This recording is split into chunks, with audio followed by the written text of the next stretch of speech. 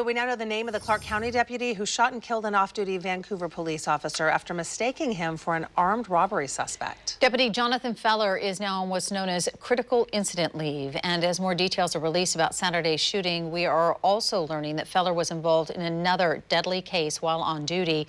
He was one of 3 Clark County deputies who fatally shot Kevin Peterson Jr. in October of 2020. Fox 12's MARILYN Deutsch joins us now live from the Vancouver Police Department with more on him and what could happen next in the investigation. Good morning. Good morning. Yeah, one of the big questions in this is, will Deputy Feller face any charges in the shooting death of Officer Sahota? Now, prosecutors and a grand jury will be looking into this.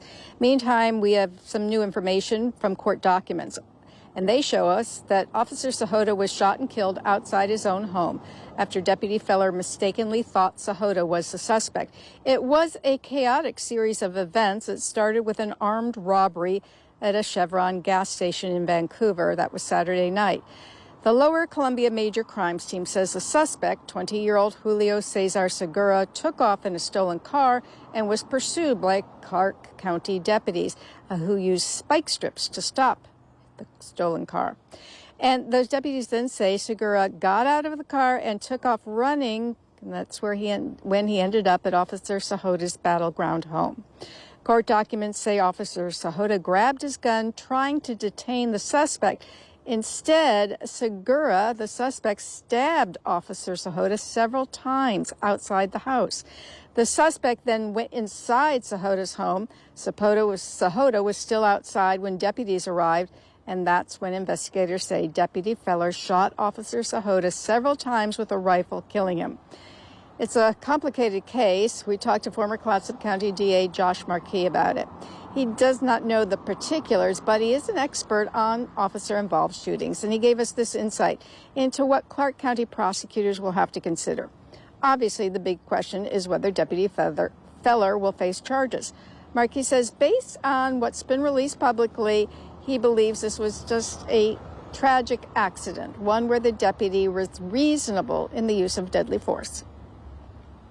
If that's all the information he has, armed robbery is occurring, suspect is fleeing, suspect is armed, he's trying to force his way into a home. Minutes, frankly, would be an incredibly long time. Many of these decisions are made in 10 seconds or less. However, MARQUIS said there could still be a murder charge in this case. It would be against the suspect, Mr. Segura.